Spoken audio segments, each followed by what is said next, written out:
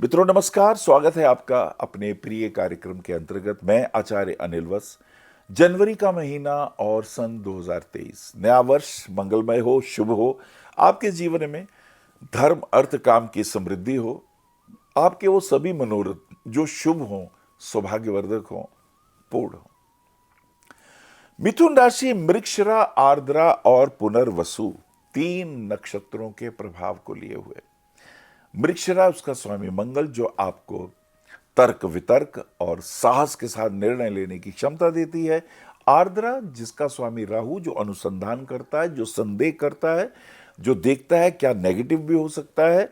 और पुनर्वसु जिसके स्वामी देवगुरु बृहस्पति। और फाइनली हम एक निर्णय पे पहुंचते हैं ज्ञान के माध्यम से, अनुभवों के माध्यम से। तो तीन प्रकार के नक्षत्रों के प्रभाव लिए हुए ही राशि मिथुन राशि।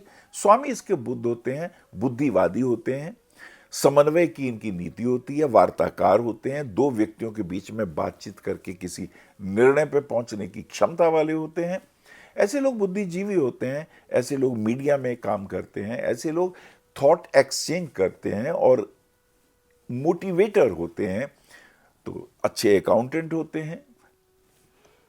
और सबसे अच्छी बात ये होती है कि दोस्तों के दोस्त भी होते हैं, कॉमेडियन भी होते हैं, मजाकिया भी होते हैं, तर्क वितर्क करना इनका स्वभाव भी होता है।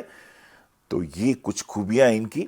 और सबसे कीमती बात, इस महीने क्या क्या गोचरीय प्रभाव हो रहे हैं, उससे पहले हम कुछ बातें जान लें कि बुध वक्री 1 तारीख को हो रहा है और 12 तारीख को वो बुध जो है उसका प्रभाव जो होगा वो पॉजिटिव होगा। यानी उसकी जो स्थिति होगी, वैसे 18 तारीख को बुध मार्गी होगा, ऐसे समझे। 1 तारीख को बुध वक्री होगा और 18 तारीख को बुध मार्गी होगा। तो ये मैंने इसलिए कहा क्योंकि आपकी मिथुन राशि है। तो वक्री प्लैनेट क्या प्रभाव दिखाते हैं? शुभ प्लैनेट केंद्र में अगर वक्री होते हैं तो वो शुभता लाते हैं, लेकिन शुभ प्लैनेट यदि 6, 8, 12 में हो तो वो नेगेटिव प्रभाव भी देते हैं। तो आपके ऊपर नेगेटिव प्रभाव हेल्थ संबंधी हो सकता है, देश विदेश की यात्राएं भी हो सकती हैं। पैसे के दृष्टिकोण से आप सोच समझ के निर्णय लीजिएगा। शेयर मार्केट में अभी ज्यादा रुपया मत लगाइएगा जब तक बुध मार्गी नहीं होते। 18 तारीख के बाद ये आपके लिए बहुत अच्छे हो सकते हैं। आगे चलते हैं और क्या खास बात है इसके अंदर। सूर्य मकर राशि में प्रवेश करते हैं 14 तारीख को। आपका सूर्य पराक्रम का स्वामी है, भाई बंधुओं का, दोस्तों का। ऐसा सूर्य जब मकर राशि में आएगा, यानी आपका पराक्रम का स्वामी अष्टम भाव में। अष्टम भाव विदेश का, खोजबीन का। तो इसमें हमें ध्यान रखना होगा खास तरीके से कि आपका जो पराक्रम का अधिपति है, वो पराक्रम अधिपति कहां गया? वो मकर राशि में गया। यानी जनता के बीच में जाकर के उनकी समस्याओं को सॉल्व करते हुए यदि आगे बढ़ते हैं तो आपका पराक्रम आगे बढ़ता है। ये बड़ी महत्वपूर्ण बात है। कौन सा ग्रह कहां गया, किस भाव में गया, उस भाव से संबंधित लोगों के साथ जब मिलके काम करते हैं तो प्रोस्पेरिटी आती है। जब उसके विरोध में होते हैं तो तकलीफें बढ़ जाती हैं। इसका हमें ध्यान रखना है। 22 तारीख को शुक्र कुंभ में प्रवेश करते हैं। शुक्र आपके पंचमेश भी हैं, व्ययेश भी हैं। जब ये कुंभ राशि में आते हैं तो शुभ है, भाग्य स्थान में चले जाएंगे। यानी the lord of 5th house goes to the 9th house. बच्चों के पॉइंट ऑफ व्यू से शुभ हो जाएगा। आपके जो कर्म जो आपने नहीं किए, पूर्व जन्मों के अतृप्त कर्मों की जो विशेष स्थिति है, जब वो भाग्य स्थान में पहुंचेगी तो भाग्य से उसे हम प्राप्त भी कर सकते हैं। तो ये शुक्र का कुंभ राशि में जाना बहुत अच्छा रहेगा। और 30 तारीख को शनि पश्चिम में अस्त हो जाते हैं। मिथुन राशि वाले जातकों को समझना है कि उनका शनि अष्टमेश भी है और नवमेश भी है। अष्टमेश होकर वो संघर्ष देता है, वो स्ट्रगल देता है। अष्टम भाव गड्ढा समझे, अष्टम भाव पताल समझे। और जो नवम भाव है वो भाग्य का भाव है। तो दोनों प्रभाव शनि के दिखाई देते हैं। जब ये शनि पश्चिम में अस्त होते हैं तो स्वभावता नवमेश का जो फल हमें शुभ मिलना चाहिए, उसमें कहीं ना कहीं रुकावट आती है। लोहड़ी पर्व है, ये मंगलमय पर्व है। लोहड़ी पर्व 13 तारीख को, 13 जनवरी को मिलता है। खूब खुशियों से इस त्योहार को मनाएं। ये भारतीय परंपराओं के त्योहार हैं जो हमें सौहार्द का, जो हमें एक दूसरे से मिलजुल के रहने की बातें बताते हैं। इन चीज़ों का हमें ध्यान रखना चाहिए। 21 जनवरी को अमावस्या है। अमावस्या का अर्थ यह है सूर्य और चंद्रमा दोनों एक साथ हैं, ऐसे में दान करने का कुछ ना कुछ हमसे गलतियां तो हो ही जाती हैं। जब हम दान करते हैं, अब दान करने में तिल का दान करते हैं, जैसे गुड़ का दान है, जैसे गेहूं का दान है, वस्त्रों का दान है, फ्रूट्स का दान है, तो बहुत सी नेगेटिव चीज़ें जो बॉडी में होती हैं थ्रू नील्स वो बाहर चली जाती है और दूसरों को लाभ भी होता है। यही तो है मिलजुल के एक समाज में रहने का विधान। तो दान करने से भी अमावस्या को लाभ है। पितरों को जलांजलि दे देते हैं जिससे कि उनका आशीर्वाद हमें प्राप्त होता रहे। चलिए देखते हैं गोचरीय प्रभाव क्या बन रहा है। सबसे पहले लगन अधिपति अष्टम भाव में है शुक्र और शनि के साथ। शुक्र उनके पंचमेश हैं और शुक्र उनके व्ययेश भी हैं और शनि जो कि भाग्येश भी हैं और अष्टमेश भी हैं। ये तीनों कॉम्बिनेशन अष्टम भाव में है। विदेश यात्रा का योग मुझे लग रहा है कहीं बनता हो तो बना सकते हैं, एक्सपोर्ट इंपोर्ट के कार्यों के लिए। पति पत्नी के संबंधों में प्रेम पूर्वक रहें, व्यर्थ तनाव में ना रहें, बच्चों की आलोचना ना करें। बच्चे बड़े हो गए ना अब, तो जब बच्चे बड़े हो जाते हैं तो मित्रवत उनसे व्यवहार करें। अगर ऐसा नहीं करते तो फिर संघर्ष होता है, फिर माता पिता के बीच में अंडरस्टैंडिंग कम हो जाती है। आप उन्हें सजेशन दीजिए, बेटे आप इसको ऐसा करेंगे तो ये होगा, ऐसा ना कहें ऐसा करो। उससे फिर क्या होता है कि संघर्ष बढ़ता है, ईगो स्ट्राइक करती है। तो ये आपको ध्यान देना है। क्योंकि शनि भाग्येश है और अष्टमेश भी है, वो भी अष्टम भाव में, तो भाग्य का भी फल हमें कम मिलने वाला है। तो इसमें अगर शनि से संबंधित कोई हमारा काम है, अब प्लास्टिक का काम है, लोहे का काम है, केमिकल का काम है, दवाइयों का काम है, शनि संबंधी और बहुत से काम है, चमड़े के उद्योग के काम है, देश विदेश के आने जाने का काम है, एक्सपोर्ट का काम है, इंपोर्ट का काम है, स्टील का काम है, प्लास्टिक का काम है, दवाइयों का काम है। इसमें थोड़ा स्ट्रगल ज़्यादा रहेगा जब तक शनि क्योंकि मकर राशि में है, जब तक ये कुंभ में नहीं जाते। 15 जनवरी के बाद कहीं चेंजेस ऐसी दिखाई देंगी तो उसमें ये लाभ की स्थितियां दिखाई दे जाएंगी। क्योंकि शनि जो है अभी अष्टम भाव में दिखाई देते हैं मिथुन राशि वाले के जातकों के लिए। जब ये कुंभ में आएंगे तो आपके लिए बहुत अच्छा योग बना देंगे, तो ये प्रोस्पेरिटी लेने वाले हो जाएंगे। सूर्य आपके पराक्रम के स्वामी होकर सप्तम भाव में, पत्नी के साथ संबंध बड़े अनुकूल रखने। पत्नी को लगेगा मैं बड़ी राजसी, मैं बड़ी, और सूर्य तो राजा है ना, तो श्रेष्ठता के भाव ज्यादा आ जाते हैं, बीपी हाई होने लगता है, ईगो ज्यादा आ जाती है। तो पत्नी के साथ भी संबंध मधुर और अनुकूल रखिएगा। अच्छा, पंचम भाव को देखते हैं ना, संतान का, वहां राहु केतु का प्रभाव आ रहा है। तो बच्चे हो सकता है एजुकेशन के लिए बाहर जाना चाहें, तो ये योग उनका बन जाएगा। ये तो शुभ बात है, ये तो अच्छी बात है।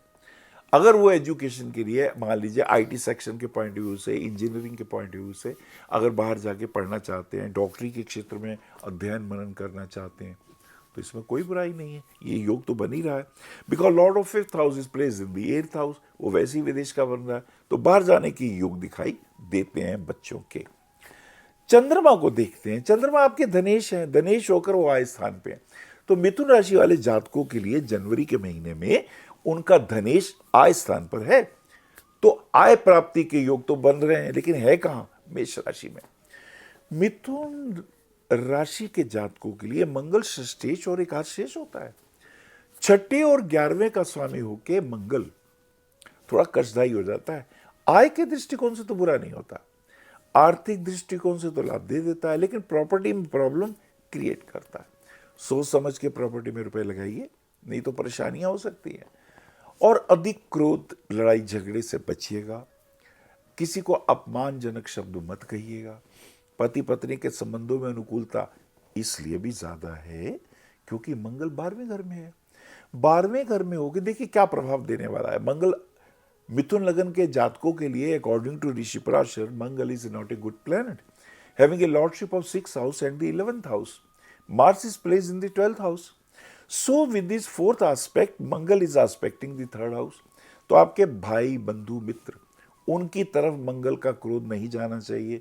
6th हाउस में मंगल देखता है, तो मंगल का कहते हैं ना छठे भाव में क्रूर प्लैनेट का प्रभाव दुष्टों का शमन करता है।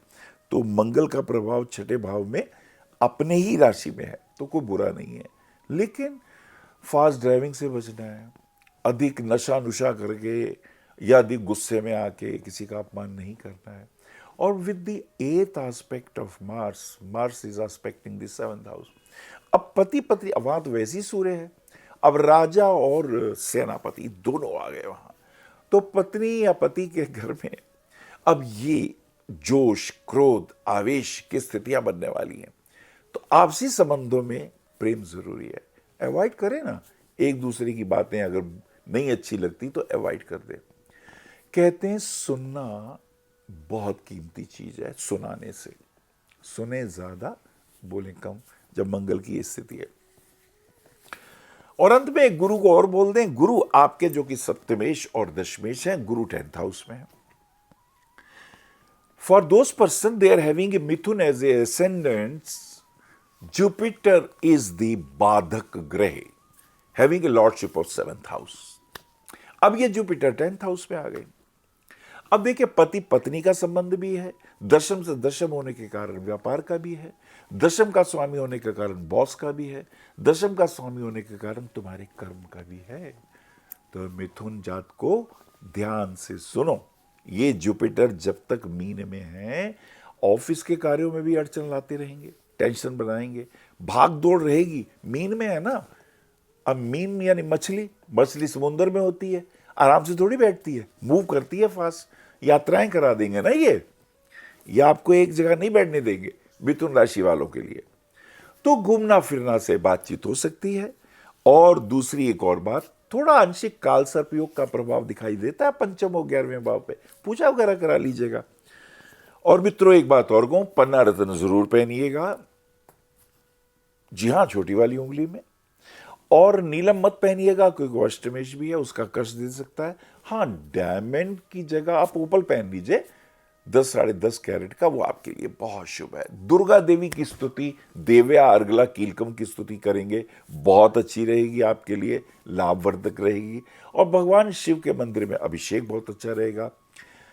अगर एक बेलपत्र शिवलिंग पे चढ़ा के पहले जल चढ़ाएं, फिर बेलपत्र चढ़ाएं, फिर एक सफेद पुष्प चढ़ाएं, तो बहुत से अरिष्ट अनिष्ट दूर होंगे, पत्नी और पति के संबंध ठीक होंगे, बच्चों के संबंध अनुकूल होंगे, आर्थिक दृष्टिकोण से निश्चित लाभ होगा। नमस्कार।